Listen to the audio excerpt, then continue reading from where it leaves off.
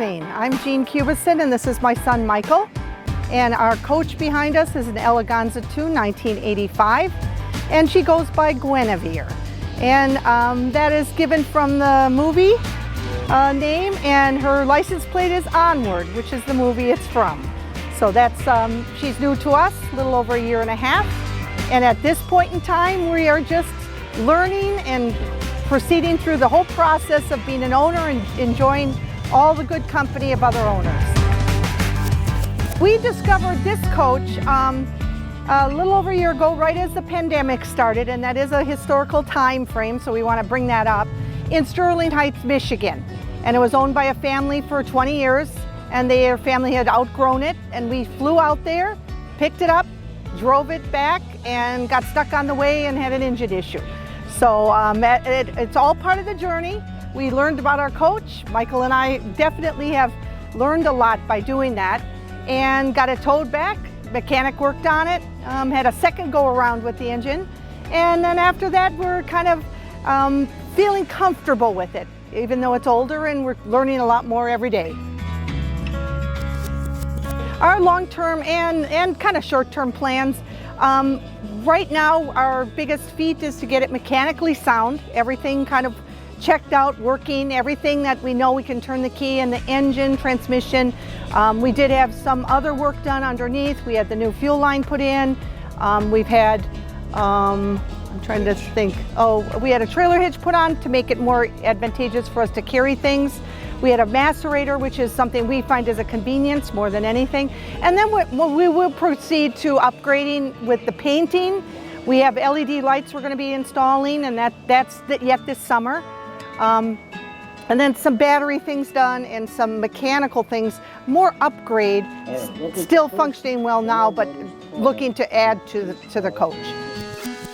I think the appeal to the GMC Motorhome is it's the retro piece of it, what people reminisce from their childhood or their parents' childhood. You know, my father admired one for many, many years, and that's how I came about owning one. We at that point weren't in a situation to be able to afford it, and now just retired, I am able to step into this and see what this venture looks like. I think a lot of people are into it because mechanically it's a mechanical vehicle and people can work on them themselves. So if you are mechanically inclined, it's something you can work on. And I think there's a lot of parts of it that are functioning and still made. We're finding also there are some parts that are not, and it's a good trade system within the GMC owners as far as communication and what's available and how we can all help each other if an upgrade's been done or a replacement's been made, or what would be a good substitution for what everybody's looking for. Words of advice I'd give other owners, which in my case I probably didn't do enough of, do some more research, join up with the group to meet the people, and they'll share a lot more pertinent information with you, kind of the warning signs, things you should be looking for, and have more knowledge. They're great looking, but they're 45 or 50, almost 50 years old. That comes with a cost, not only financially, but your plans. You many a time will read, all of us, if we made our journey without any hassles, any glitches, it was a successful journey. If it was 12 miles or 200 miles, and some people are lucky to do 2,000 miles. But I think for a lot of people, it's talk to as many people as you can, look at references that you can. Your gut will tell you. The previous owner that you're looking to buy from can tell you a lot of information, and I would recommend as much as you can get from the previous owner you get.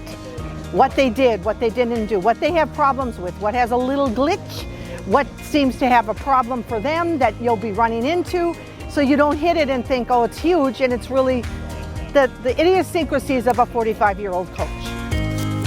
I think the advice I'd give people that don't have an affiliation with the GMC group, again, everybody does their own thing. They have these for different reasons, but if you're a prospective buyer, I would talk to as many people as you can prior to buying. You don't have to join, but it gives you the perspective of the vehicle you're kind of looking to have and what it can function as, how it runs, how it, what other because they're very unique.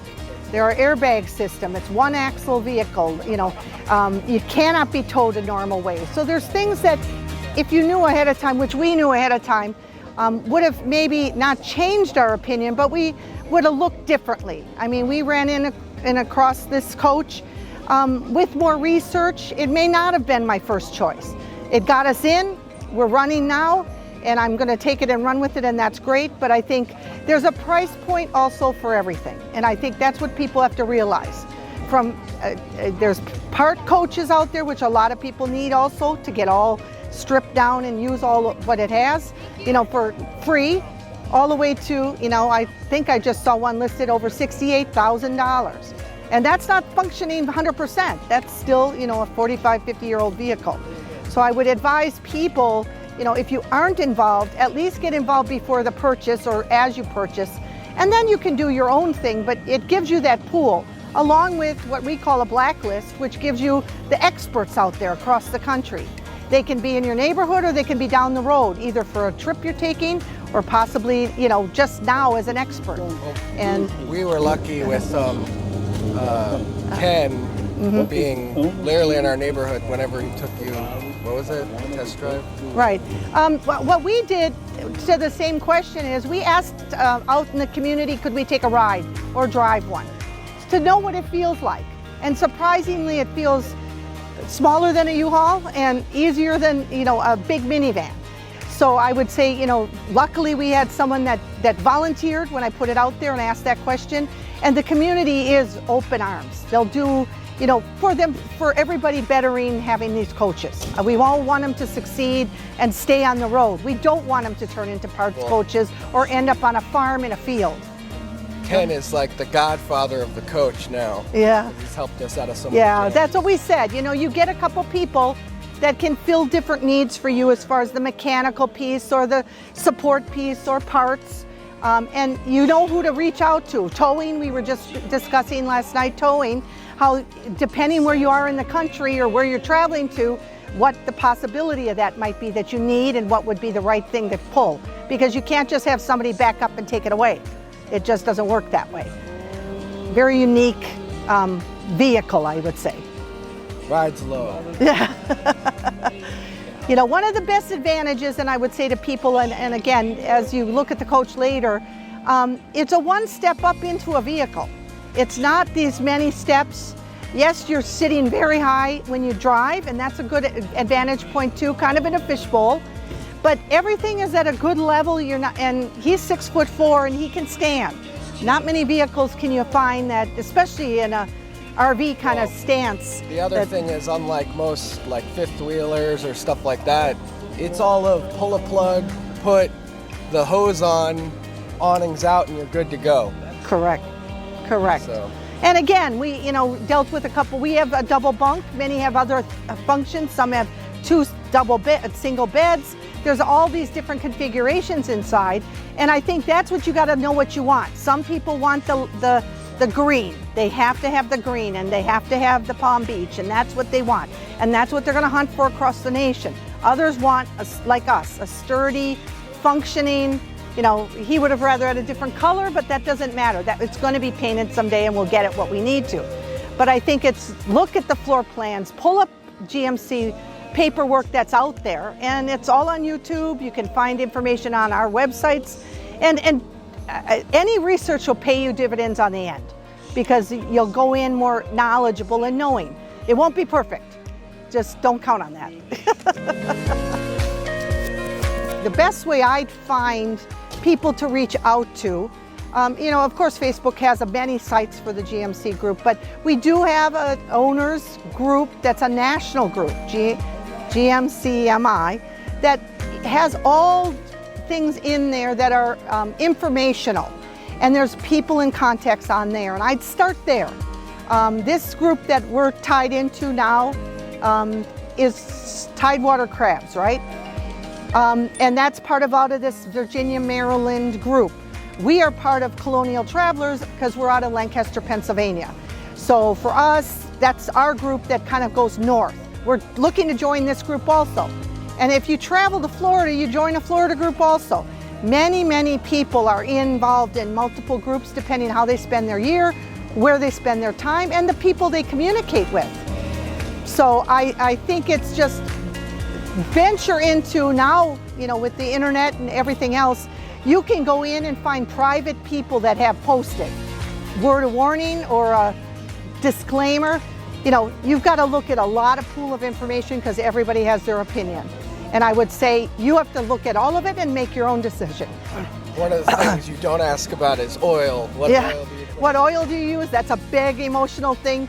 Replacing your airbags, big emotional thing. Again, no bad one, but I think it's what you feel most comfortable with, what your budget feels most comfortable with, and then what looks best for you. You know, what functions the best. Well, and you know, we've realized through us doing what we've done that we've gotten lucky. We have a second awning on the other side, and that's a big advantage. Our interior is pretty good. One leak. Yeah. We had the mechanical issues, but interior-wise haven't had any real big issues. Correct. And it functions like a home. And I think people have to realize that. You virtually park like we just did here. We don't have electricity here. We could turn a generator on, have air conditioning. We have a propane refrigerator running right now. Everything's functioning. So you can be in the middle of the desert, you could be in a parking lot, or you could hook up to the traditional way through a camper or through campsites and things like that. So it gives you lots of options to really be able to take this, I won't say off-road or anywhere, you can't. The way it functions and drives, it's pretty much needs a clear surface. Because of front-wheel drive, it needs the stability to pull itself out for wherever you are. But again, if you treat it like a big minivan, you can almost go anywhere with it. Well, and you were used to it in terms of driving because it drove a lot like our Land Rover. Yes, correct. Correct. All I want to do is put it out there that it's for anybody. This is not for a retired generation. This is not for, I mean, he's clicked into it from the retro perspective, and now mechanically he's learning things. So different generations, different things, but young families, there's some of them that can, you know, sleep 6 to 7 people. It gives you comfortably. Yes, comfortably. You're not making a lot of beds. You know, you could take these bunks down and leave them like we have ours down, and the kids can have their space, everybody can have their room, and yet you're still functioning. You open a door, you're good, you're set. And I would say to anybody, you know, if you're looking, do the research, know as much about the coach you're getting, even if it's not stuff you want, learn it. Spend time with the owner. With the owner, yes. That's our one regret, is that we didn't spend time, either an overnight in their front yard, time to walk through. Again, you get the idiosyncrasy. Is this normal for the coach? Because things do work differently. We had an ignition issue, and if we would have talked to them longer, we would have figured out, did he know why, not why, things like that. Now we know a lot more. And again, trial and error. You learn by doing, you learn by issues, you learn by others. You know, as somebody does something with their coach, you figure, do I need to do it with mine? Or is it something just to keep in my memory if I do need to in the future? So it's knowledge, and you need to have a curious mentality to own one of these. Because if you don't, it's not a plug and play. You don't get in, turn the thing, and just it's there working all the time. And most RVs aren't. So that's not just GMC. It's a much better investment, we've said, yes, than a fifth wheeler or even a it's RV. the price of a car. So you're around the nation driving, you know, anywhere, everybody says between 9 and 12 is about what you get miles per gallon. You don't buy this for the mileage, you buy this for the convenience. And at that point, you realize that it's a good value for the money.